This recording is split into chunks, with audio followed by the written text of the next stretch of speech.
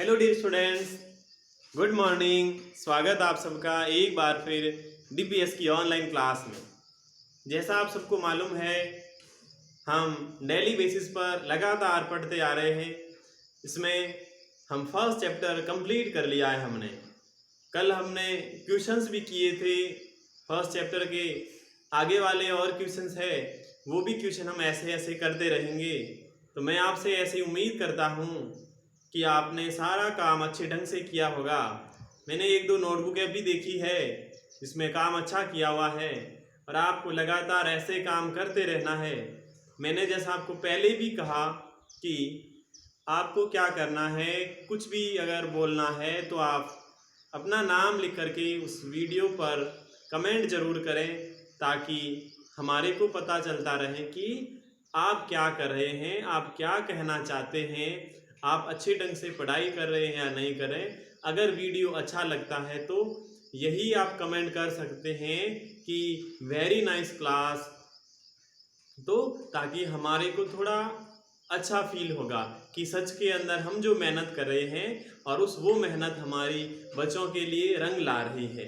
ठीक है, तो इस प्रकार में हम हमारे इशू पर आते हैं और क्वेश्चन आंसर स्टार्ट कर रहे हैं। पेज नंबर 22 पेज नंबर पर क्वेश्चंस है और सबसे ऊपर लिखा हुआ है एक्सरसाइज लिखा हुआ है। वो एक्सरसाइज से क्वेश्चन करना शुरू करेंगे। तो EXERCIS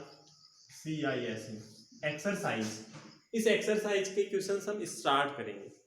मैं आपको आंसर्स बताते रहूँगा और फर्स्ट क्वेश्चन है ए, वो है MULTIPLE multiple, CHOICE choice, QUES TIONS multiple choice questions है।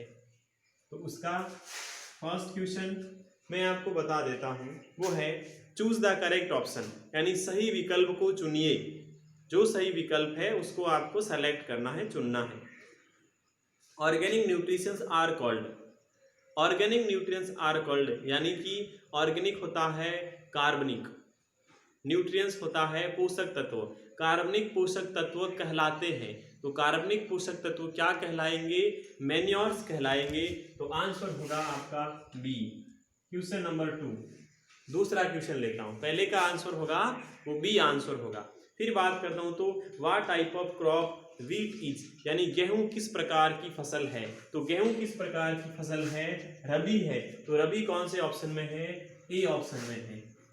क्वेश्चन नंबर 3, रबी, गेहूं के रबी की फसल है, तो ऑप्शन ए के अंदर रबी है। क्वेश्चन थर्ड है summer crops are, summer crops यानी कि गर्मी की फसलें कौन सी होती है? तो ऑल ऑफ दीज होती है। वाटरमेलन भी होता है, कुकुम्बर भी होता है एंड गॉर्ड भी होता है।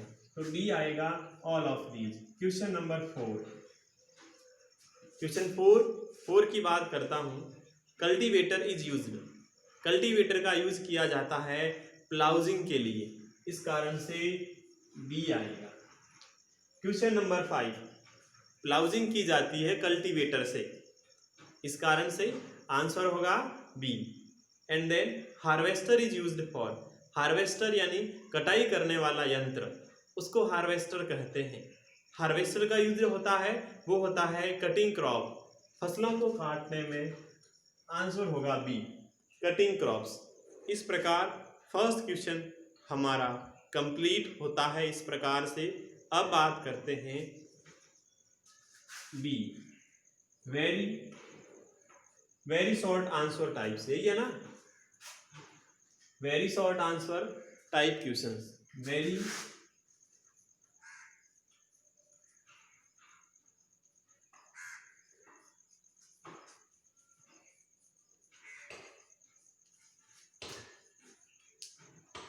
Very short answer type question. पहला क्वेश्चन, फर्स्ट क्वेश्चन है what do you mean by threshing, threshing से आप क्या समझते हो? थ्रेसिंग से क्या समझते हो? फर्स्ट का answer do yourself,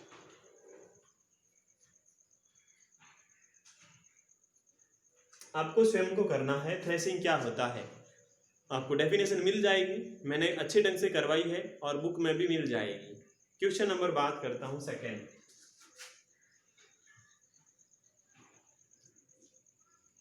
question number second की बात करता हूँ। क्वेश्चन नंबर सेकंड है, write name two names of leguminous plant. Leguminosae पौधों के नाम लिखना है। लेग्यूमिनेसी पौधे कौन से होते हैं? देखो, लेग्यूमिनेसी पौधे वो होते हैं जिसकी जड़ों में कुछ ऐसे बैक्टीरिया पाए जाते हैं जो नाइट्रोजन का उत्पादन करते हैं, उसको कहा जाता है लेग्यूमिनेसी प्लांट। इसका आंसर लिखना, एक तो बेटा पी होता है, मटर होता है, उसके अलावा सारी जो दालें होती है वो भी लेग्यूमिनेसी प्लांट्स होते हैं।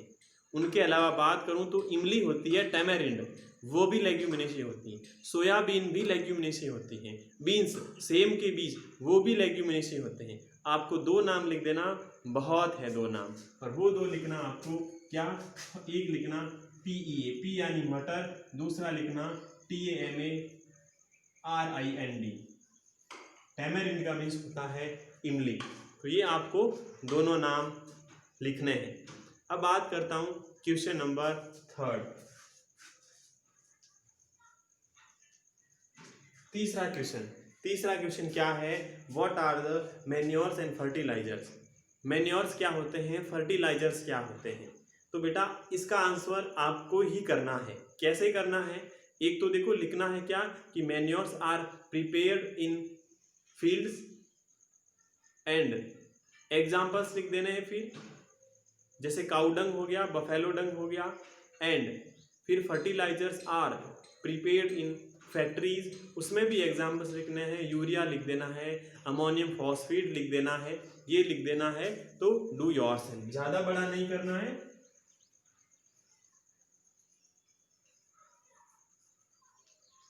अब question number 4,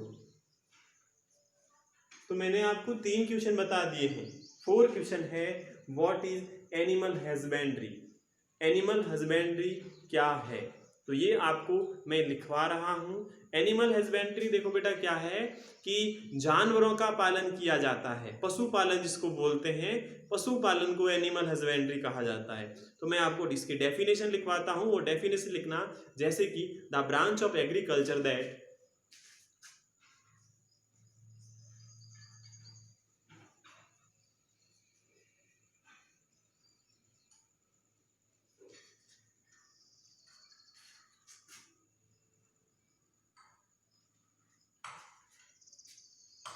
the branch of agriculture का मीन्स होता है कृषि की वह शाखा। कृषि की वह शाखा जिसमें क्या होता है, रेयरिंग ऑफ एनिमल्स होता है। यानी आपको लिखना deals with the rearing of animals, deals with the REARING rearing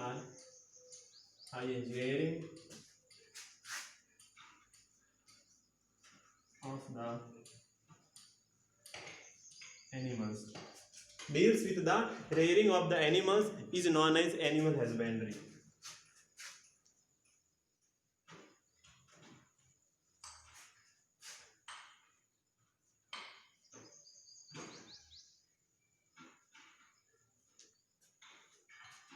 ये हो गया एनिमल हस्बेंड्री। क्वेश्चन नंबर कौन सा हो गया?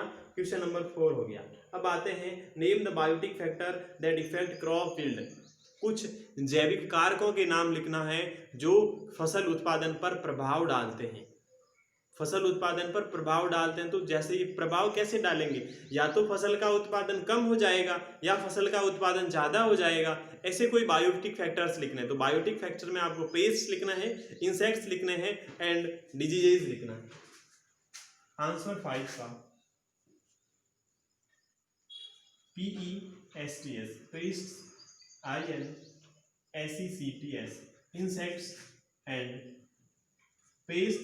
insects and diseases। फिर क्वेश्चन 6, क्वेश्चन नंबर 6 है, what is vermi composting. Vermi composting क्या होता है? तो इस प्रकार से मैंने आपको काफ़ी क्वेश्चन करवा दिए हैं, और अब हम आगे हैं क्वेश्चन नंबर 6 तक आगे हैं। 6 का वाला क्वेश्चन है, वर्मी कंपोस्टिंग क्या होती है। देखो बेटा, कंपोस्टिंग क्या होता है? कंपोस्टिंग होता है खाद ही होता है। आगे जुड़ गया वर्मी। वर्मी का मीन्स रिलेट होता है, केंचुए से रिलेट होता है। केंचुए से रिलेट होता है और वो होता है, उसको वर्मी कंपोस्टिंग कहा जाता है। वर्मी कंपोस्टिंग कहा जाता है, तो मैं आपको डिफाइन करवा देता हूँ वर्मी कंपोस्टिंग से। तो वो लिखना, vermi composting is a type of composting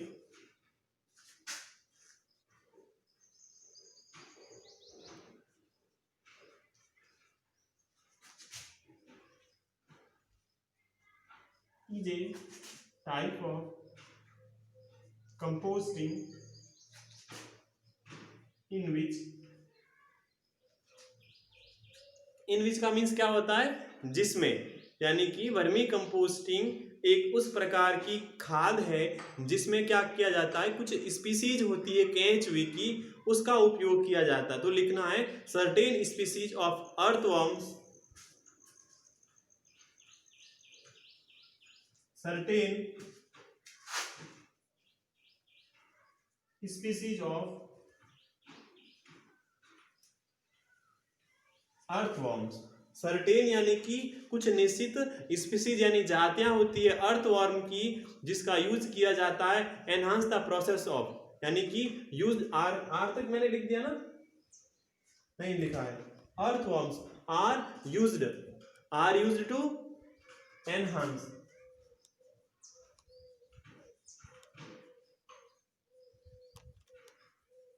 are used to enhance the process of organic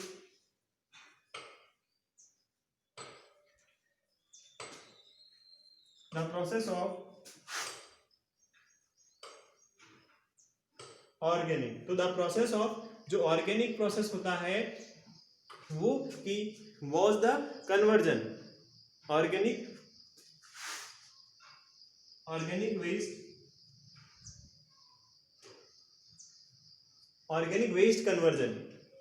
waste conversion जो होता है end product a better end product. तो मैंने लिख दिया है कन्वर्जन, मैंने लिख दिया, तो conversion and produce a better end product,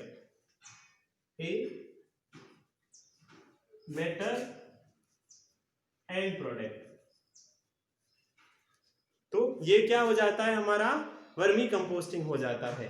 ठीक है ना, तो आगे लिख देना, बस यही है, आगे लिखने की जरूरत नहीं है कि it is called vermi composting. तो इस प्रकार से मैंने आपको क्या बता दिया है, मैंने आपको वर्मी कंपोस्टिंग बता दिया है कि वर्मी कंपोस्टिंग कैसे की जाती है। ठीक है, तो बेटा इस प्रकार से वर्मी कंपोस्टिंग हमारा हो गया है कि केंचुए से खाद बनाना, ये होता है वर्मी कंपोस्टिंग का मीन्स। और केंचुए को इंग्लिश में अर्थवर्म्स कहा जाता है, अर्थवर्म कहा जाता है। तो मैंने आपको बता दिया है वर्मी कंपोस्टिंग क्या होता है। अब देखो बेटा क्वेश्चन है सी, आपको 7 वाला नहीं करना है, मैं यहाँ नोट कर देता हूँ, क्वेश्चन नंबर 7 क्रॉस कर दिया, क्वेश्चन नंबर 7 नहीं करना है। इसमें दे रखा है what do you understand by combine, आप कंबाइन से क्या समझते हैं, कंबाइन से क्या समझते हैं। कंबाइन वो एक मशीन होती है, हार्वेस्टिंग मशीन कह सकते हैं, हार्वेस्टिंग तो नहीं सॉरी, वो एक थ्रेसिंग मशीन कह सकते हैं, हार्वेस्टिंग नहीं होती, थ्रेसिंग मशीन होती है। आपको सुना होगा ना, अगर आपके खेतों में मूंग की फसल होती है तो उसको एक कंबाइन मशीन आती है, वो जो उसको हम शायद कंप्लेन कहते हैं, उसको कहा जाता है, जिसमें पीछे से ऐसा एरिया होता है जहां पर उस हार्वेस्ट की हुई मूंग की फसल को डालते हैं, जिसे वो सारे मूंग साफ हो जाते हैं, उसको कंबाइन कहा जाता है। ये क्वेश्चन का आंसर नहीं करना है। अब हम बात करते हैं क्वेश्चन, सीधा चलते हैं क्वेश्चन नंबर ई पर, क्योंकि सी वाला बड़ा है और डी वाला बड़ा है, जो कि कल की क्लास में करेंगे। आज ई और एफ पहले कर लेते हैं। ई और एफ है, एक फिल इन द ब्लैंक्स है और एक एफ वाला है, और एफ वाला क्या है, वो ट्रू फॉल्स है। तो हम क्या करते हैं, फिल इन द ब्लैंक्स और ट्रू फॉल्स जो है वो वाले दोनों कर लेते हैं। उसके बाद में करेंगे जो हमारे शॉर्ट आंसर टाइप और जो लॉन्ग आंसर टाइप के क्वेश्चंस है। अब देखता हूं मैं 1 मिनट के लिए कि आपके कितने बड़े हैं फिल इन द ब्लैंक्स। और तो फिल इन द ब्लैंक्स में देखो बेटा 7 फिल इन द ब्लैंक्स है। उसके बाद में स्टेट जो वेदर है, ट्रू फॉल्स की बात करूं तो वो भी 5 है। उसके बाद मैच द फॉलोइंग 5। तो मैं ऐसी आपसे उम्मीद करता हूं आपको अच्छा समझ आ रहा होगा। और क्वेश्चन आज के हमारे कितने हो गए हैं कि हमारे को ए के अंदर 5 क्वेश्चन हो गए हैं, उसके अलावा बी के अंदर 7 क्वेश्चन हो गए, जिसमें 7 वाला नहीं करना तो 6 क्वेश्चन हो गए। ठीक है, तो यहाँ तक ही आज खत्म कर देते हैं, बाकी वाले कल करते रहेंगे। तो इस प्रकार से मैं आपको कहना चाहूँगा बेटा बहुत अच्छे ढंग से काम करते रहिएगा। पता नहीं है स्कूलें कब खुलेगी, मैं भी नहीं कह सकता ना आप कह सकते हो। ये तो 100% कहता हूँ कि सितंबर में नहीं खुलेगी, बस 15 सितंबर तो मान के चलिए, 15 सितंबर तो मान के चलिए 100% नहीं खुलेगी। और 3-4 दिन के अंदर ही एक नोटिफिकेशन वापस आने वाला है गवर्नमेंट के द्वारा, जिसमें हो सकता है कि जिस प्रकार हर बार आता है कि 1 से 31 जुलाई तक स्कूल बंद रहेंगे, फिर आया 1 से 31 अगस्त तक स्कूल बंद रहेंगे, क्या पता एक बार फिर आ जाता है कि 1 से 30 सितंबर तक स्कूल बंद रहेंगे। ये कुछ नहीं कह सकते, ऐसा लग रहा है 100% ऐसा लग रहा है कि यही होने वाला है। कम से कम 8th क्लास तक तो, 1st to 8th क्लास तक तो 100% दावा किया जा रहा है कि 30 सितंबर तक आपके स्कूल बंद ही रहने वाले हैं।